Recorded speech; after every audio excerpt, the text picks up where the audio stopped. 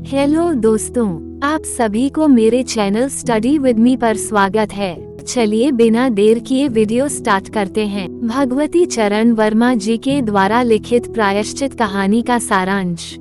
14 वर्षीय बालिका वधू रामू की बहू के घर में आते ही सास ने घर की चाबियां उसे सौंपकर अपना मन पूजा पाठ में लगाया। बेचारी बालिका बहू घर भर की जिम्मेदारियां उठाए तो कैसे। कभी भंडार घर खुला रह जाता है तो कभी वो उसमें बैठे बैठे सो जाती है और कबरी बिल्ली इसका पूरा लाभ उठाती है। वो मौका पाते ही घी दूध दही को चट कर जाती है।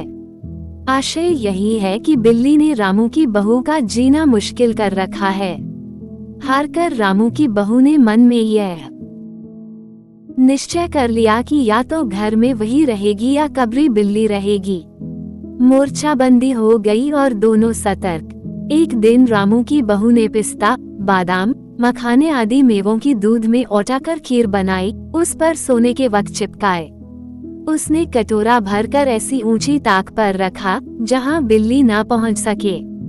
रामू की बहू पान लगाने में लग गई और कबरी बिल्ली ने कटोरे पर छलांग लगाई। कटोरा झनझनाहट की आवाज के साथ फर्श पर। रामू की बहू दौड़ी आई तो देखा कि फूल का कटोरा टुकड़े टुकड़े और खीर फर्श पर, बिल्ली डटकर खीर खा रही है। रामू की बहू पर खून सवार हो गया। उसने कबरी की हत्या करने की ठान ली। अगली सुबह उठकर रामू की बहू दूध का कटोरा दरवाजे की देहरी पर रख कर चली गई। हाथ में पाटा लेकर वह लौटी तो देखा कि कबरी बिल्ली दूध पी रहा है। उसने सारा बल लगाकर पाटा बिल्ली पर दे मारा। कबरी बिल्ली न हिली न डुली, बस एकदम उलट गई। पाटे की आवाज सुनकर महरी, मिसरानी और सास दौड़ी चली आई। महरी और मिसरानी ने बिल्ली की हत्या को आदमी की हत्या के बराबर बताकर तब तक काम करने से मना कर दिया जब तक बहू के सिर से हत्या न उतर जाए। बिल्ली की हत्या की खबर बिजली की तरह पड़ोस में फैल गई। पड़ोस की औरतों का रामू के घर तांता लग गया। महरी को पंडित को बुलाने के लिए भेजा गया। पंडित परमसुख चौबे ने खबर सुनी तो मुस्कुराते हुए पंडिताइन से बोले, भोजन न बनाना, लाला घासीराम की पतोहू ने बिल्ली मार डाली, प्रायश्चित होगा, पकवानों पर हाथ लगेगा।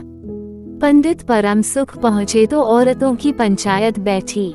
बिल्ली की हत्या पर मिलने वाले नरक के विषय में पूछने पर पंडित ने हिसाब लगाकर बताया कि प्रातः काल ब्रह्म मुहूर्त में बिल्ली की हत्या पर घोर कुंभीपाक नरक का विधान है। प्रायश्चित पूछने पर पंडित जी ने बताया कि एक सोने की बिल्ली बनवाकर बहू से दान करवा दी जाए। जब तक बिल्ली न दे दी जाएगी तब तक तो घर अपवित्र रहेगा। बिल्ली दान देने के बाद 21 दिन का पाठ हो जाए। बिल्ली वजन के प्रश्न पर पंडित परमसुख ने 22 तोले बताए।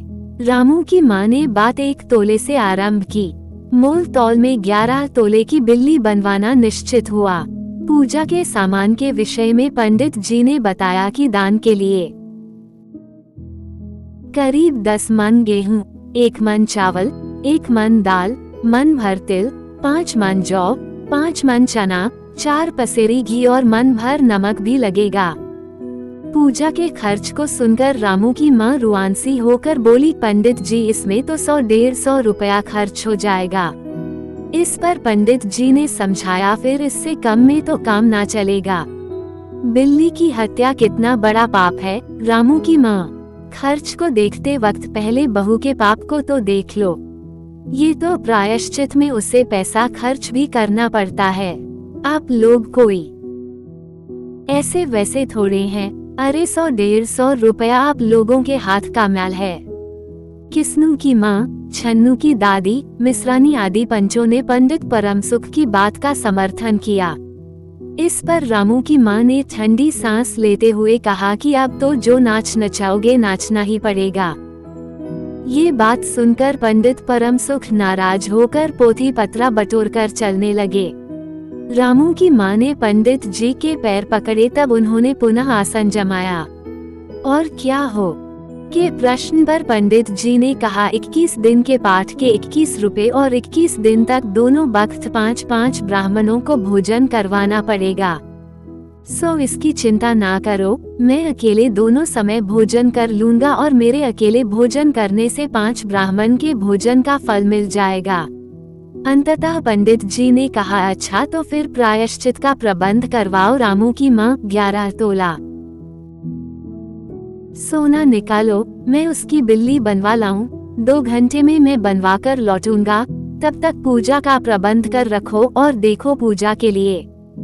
अभी पंडित जी की बात पूरी भी ना हुई थी कि महरी हौनफती हुई कमरे में आई और बोली मान जी, बिल्ली तो उठकर भाग गई।